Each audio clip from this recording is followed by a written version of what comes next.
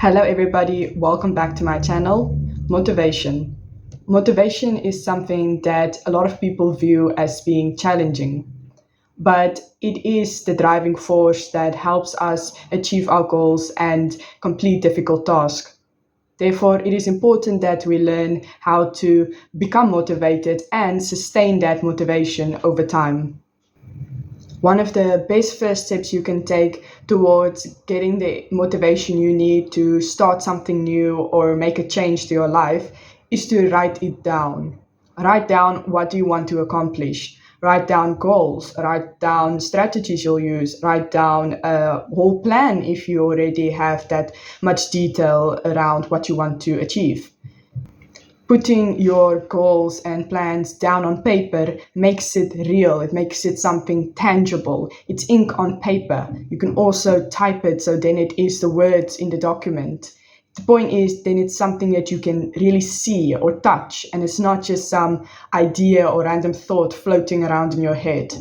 This will make it seem like it's an official part of your life now, and you will just feel the motivation to actually get started when you can literally see the goals right there on the paper or on the screen. Also, remember that what you write down should be specific and not just general. So, not I want to be physically fit or I have a goal of drinking more water. Rather, I want to go to the gym 3 times a week for the next 6 months, or I want to drink 6 glasses of water every day for a week. This clarity about what you want to achieve will also be a source of motivation. Writing down your goals or your plan is the fun part. After that comes a very difficult part, the part where you actually get started. There are many things that hinder people to actually get started. Maybe it is that the goals that they wrote down is not realistic.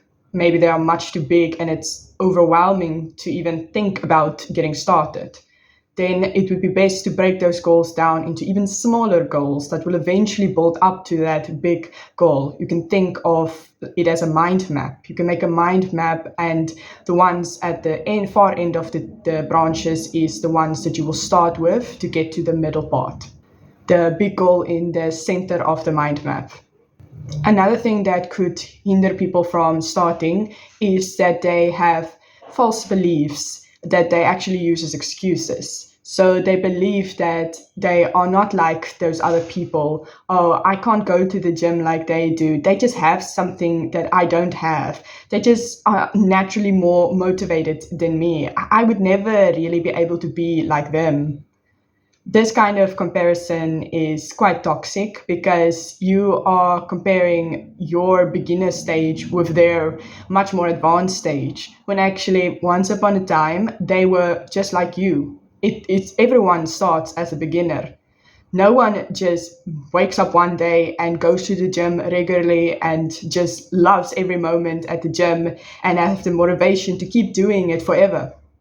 Unhealthy comparisons to other people, it creates these disbeliefs and negative self-talk that hinders your motivation a lot.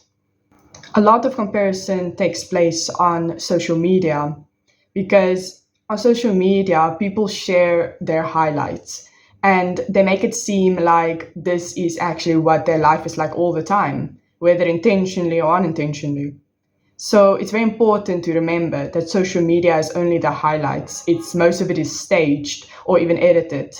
So don't compare your behind the scenes everyday life to someone's highlights on social media that might be completely edited and staged. And if you feel that you just can't stop comparing yourself, then it's time that you make a change to the environment and the triggers. So you should put some distance between yourself and whatever triggers this need to compare yourself to others. So that maybe means unfollowing those on Instagram that you keep comparing yourself to, or maybe seeing that friend a little bit less that you just seem to continue to compare yourself with in an unhealthy way. But also, we seem to have made comparing yourself to others such an evil act, something you should never ever do. When it's done mindfully and in the right way, it can be something motivating. It is okay to have someone to look up to, someone you see as a role model. Maybe the person, they have the job that you really wish to have, they have that title. Then it could be a source of inspiration to you because that person shows that it is absolutely possible to do it. Maybe the person is also similar to you in certain ways, and that's also motivating. Like, if they could do it, then I can also do it. So it is all about the way you do it. Comparing yourself to other people isn't inherently evil and bad for your health. No, it's about how do you do it and to which people do you do it. Is it realistic?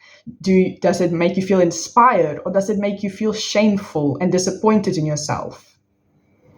So there is no recipe for comparing yourself in a healthy way, but just being more aware of it and being more mindful around how do you compare yourself to other people, and focusing on being realistic, that will really help you compare yourself in a more healthy manner. Even though there is a way to compare yourself to others in a healthy way, I still recommend that you focus more on comparing yourself with one person and one person only. You, the you from yesterday. So this whole journey is actually just you versus you. Can you be better than you from yesterday? That could be a great source of inspiration. Visualizing who do you want to become like, or visualizing you in the future, going to the gym regularly, drinking more water, eating more healthy, whatever your goal is, that can be inspirational, because visualizing it makes it seem more possible, seem like this. If I can imagine it, then maybe it can become my reality. Imagine you getting that graduation certificate. Imagine you posing in the mirror and seeing a more fit body. Imagine yourself after you've reached the goal. So past you and future you might be the only people you should compare yourself to. Another powerful way to use your imagination and visualization to motivate yourself is to think about people who you might have not met yet, or who might not even exist yet. The people who will in the future look up at you, depend on you, or share some part of your life with you. These could be your future children, spouse, colleagues, boss, patients, or whoever you'll have an impact on. Because what you do right now will have an impact on who you will be in the future and the way you will impact these people.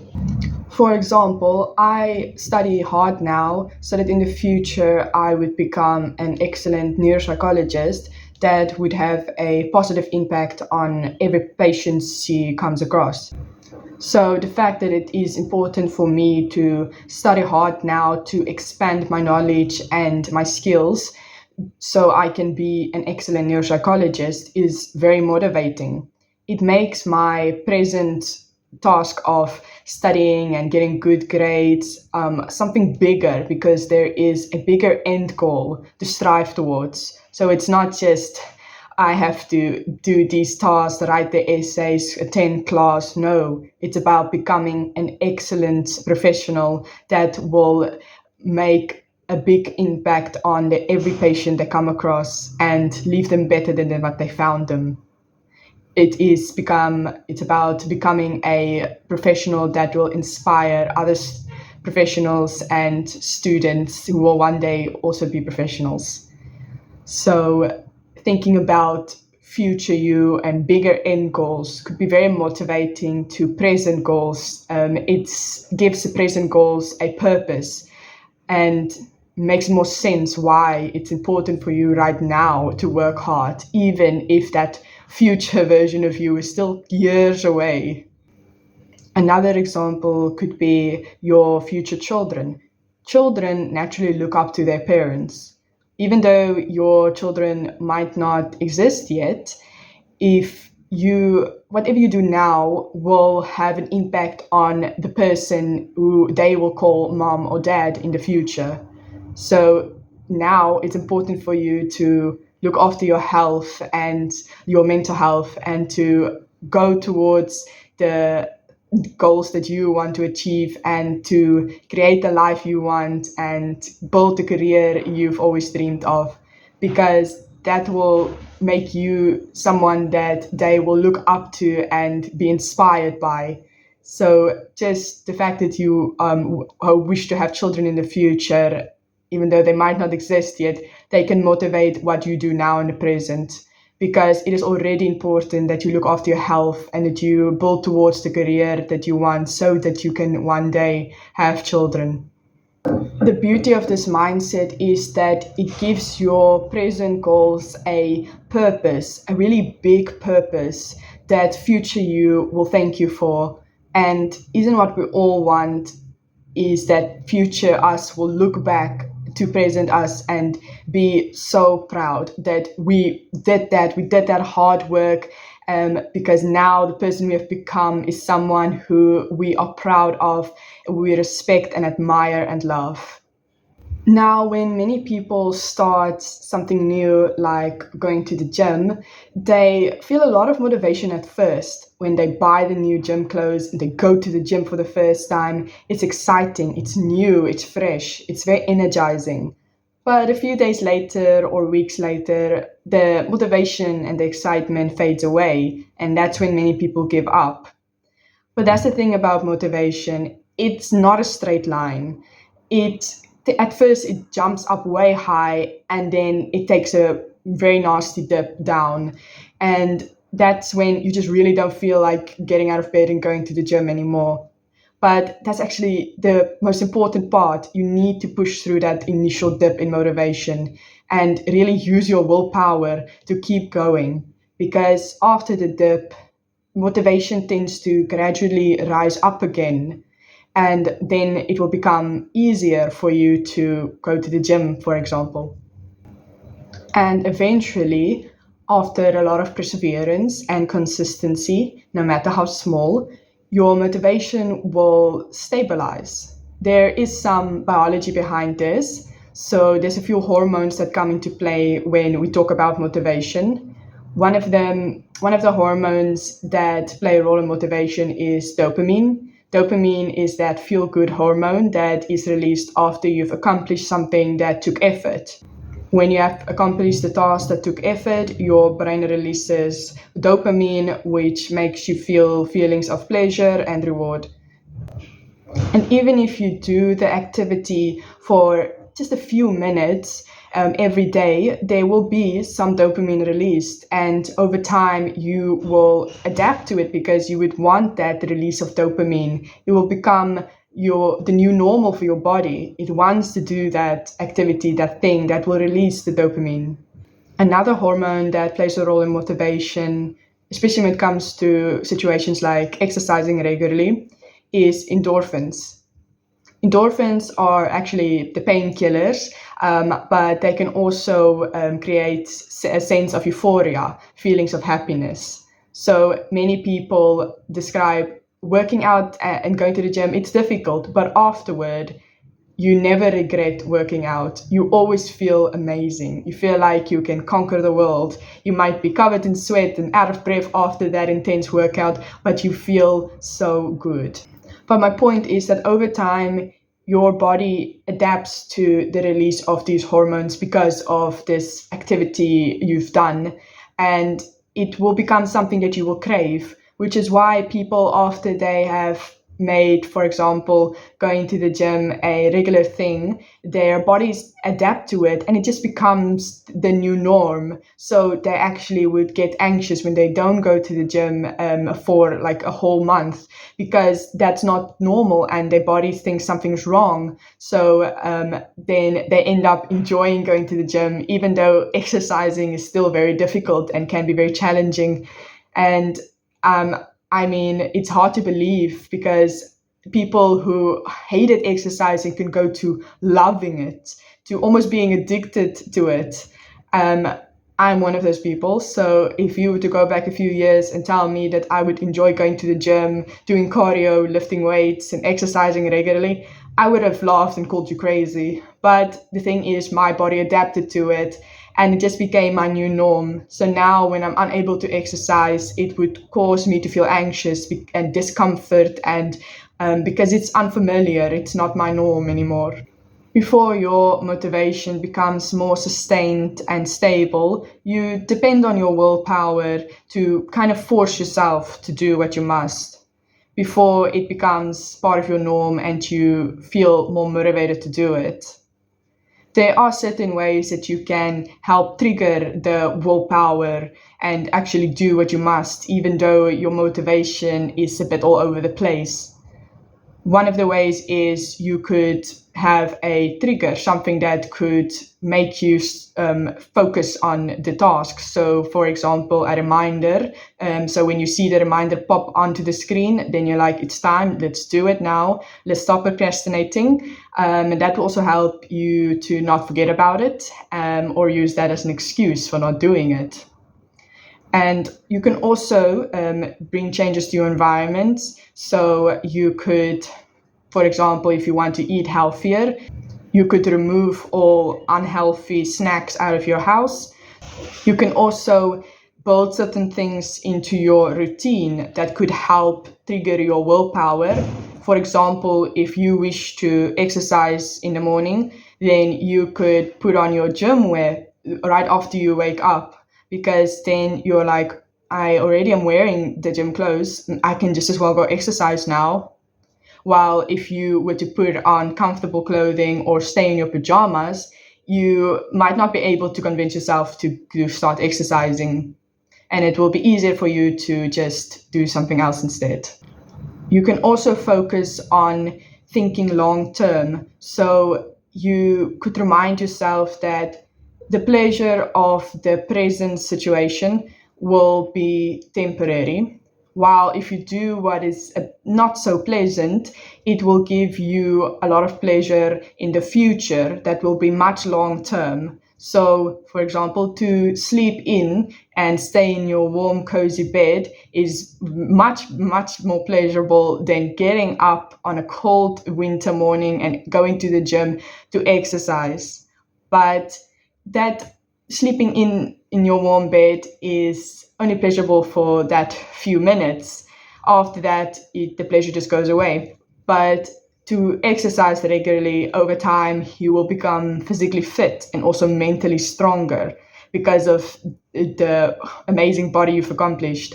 And then you will have a sense of confidence that will help you perform better as a professional, or a student, or it will just help you feel more confident in your relationships. And then that will make you an overall happier person.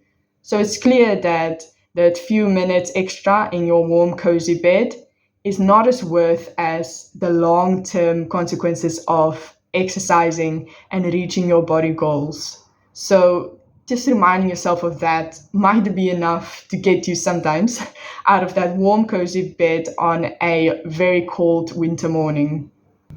Another way to do what you must, even when you don't really feel motivated to, is to have an accountability partner.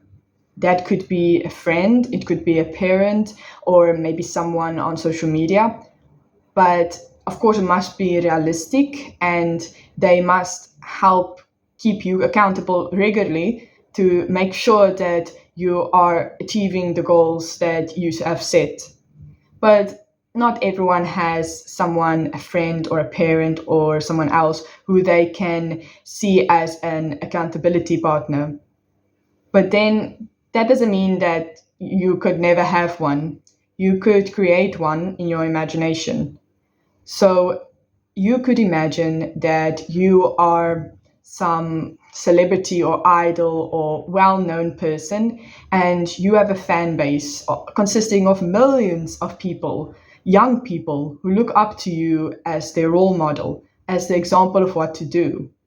That means that you are quite responsible, because if you are not meeting your goals, if you are not doing what you said you do, that gives you a sense of responsibility, because you are their role model. So if you are not exercising regularly, when you said that you are going to reach your body goals, then you're not being a good example to your fans. And maybe then they're also going to stop exercising when actually you would want them to exercise too, because you know about the benefit of exercising regularly. So this imaginary fan base could become a source of responsibility and accountability. Also, having an imaginary fan base or people who look up to you, that also makes it feel like what you are doing is very important. It's more than just personal goals. You are a role model and an example, and you have an impact on those who observe you. When in reality, that is actually true. Your friends, your family, and people who watch you on social media, they you have an impact on their lives. So even though the fan base is imaginative, eventually you will actually become a real role model, a real example to others. But it's important to remember, while you act as a role model to an imaginative fan base or real loved ones, role models are not perfect. You should be able to forgive yourself, make mistakes sometimes, and it's okay if you don't feel motivated all the time. That, in fact, is almost impossible. And reaching for the impossible and trying to achieve it is perfectionism. And perfectionism is very harmful. So it's important to remember that you shouldn't let your imaginary fan base or the people you've noticed that are looking up to you, the real people, it's important that you don't let them put too much pressure on you that you end up wanting to be perfect, because that is not actually a very good role model. It's not realistic. To be able to rest sometimes, to not go to the gym when you really don't feel like it, like maybe your muscles are very sore or you really don't want to go today. That is actually a good role model, because you are showing your fans or loved ones, you are showing them what balance is, and that you listen to your body, and you wouldn't force yourself and hurt yourself. So it is important to remember that you should not let your imaginary fan base put too much pressure on you, and then you end up hurting yourself. The imaginary fan base is one of the most unique ways to stay motivated that I believe not a lot of people are aware of. So I would say that it is the secret behind my motivation, which I am so happy to be able to share with you. Motivation is not just something that punches you in the face and then you feel like you can take over the world. It's much more complex, and a lot of other factors influence it. Motivation also isn't something that you should just sit back and wait for. It is something that you can take control over, and you can work your way to making it more sustainable. Being kind and patient to yourself is another important factor in creating motivation that lasts. I truly hope today's video helped you.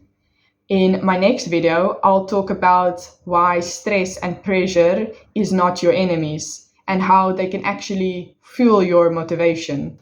Thank you so much for watching, and I hope to see you in my next video. Until then, take care of yourself and keep striving to be the best version of you.